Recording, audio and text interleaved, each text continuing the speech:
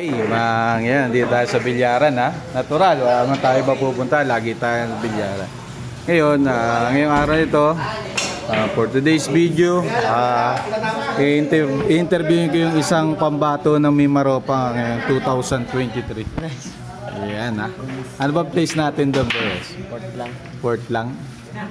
Hindi kaya kalaban. Tapos, pang ilang tournament sinalihan mo dito? Yung mga pang kalapan lang, mga ilan sa... Isa pa lang. Isa pa lang. Yung sa Libis pa lang. Na anong place mo doon?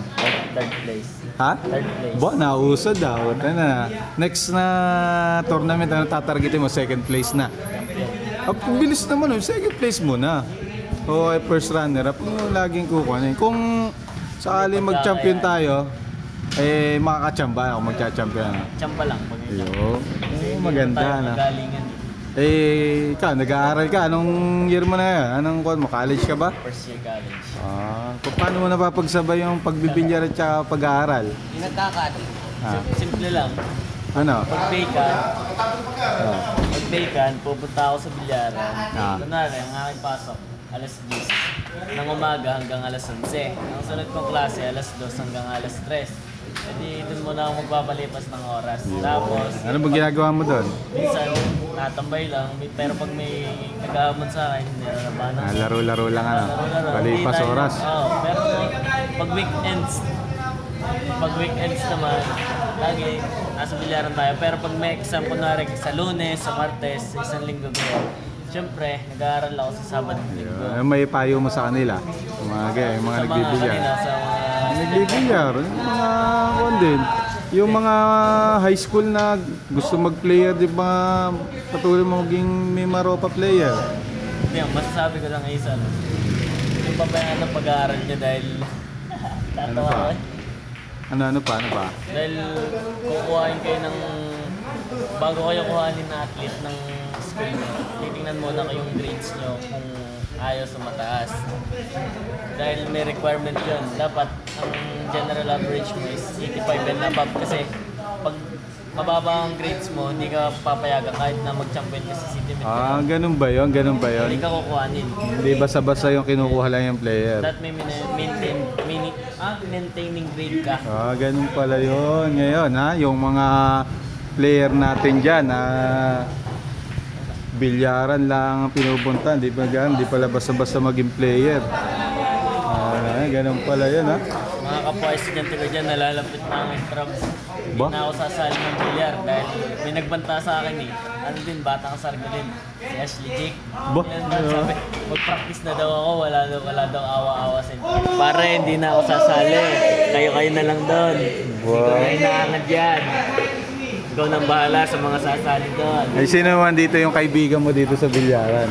Si Onggi, the fisherman. Sikat na yan, Sikat na yan, yan ang kabakas ko pag naano kami sa Sharks. Ayan. Bati ka muna. Yan ang living legend. Kumbaga sa Apes, siya na lang yung tira. Okay, promotion naman tayo din sa atin. Ano bang kuha ng bilyaran dito? Bilyaran dito, nag-o-offer tayo dito ng quality tables. Yan. Lahat, bilyaran natin sa murang halaga lang, makakapaglaro na kayo. Ayan, Anli. Per hour, 100 lang. Hindi kayo sa iba dyan. Pero wala na akong sasabihin. Pero maganda talaga dito. Pati maliwalas dahil nasa taas. Mahangin. Pwede kang matulog. May unan dito.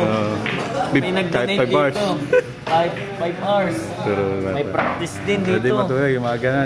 Mga ganan. Pwede matulog yan. Taas 4 no?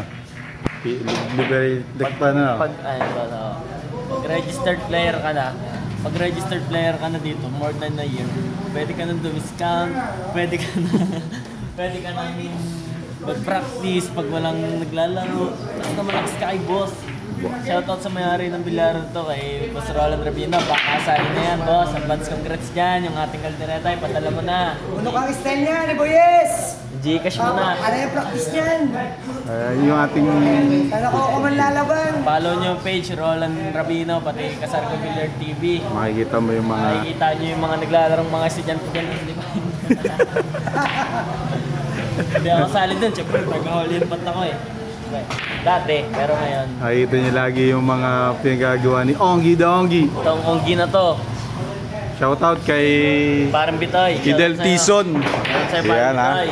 Suportahan nyo yung kanyang bilyaran sa San Jose, San Roque. Yan, yung bilyaran niya. Parang Idel Tison. Notorious po yan, notorious. Yan, pag kayo napadaya ng San Jose, dayuhin nyo yan. May mga tirador yan doon.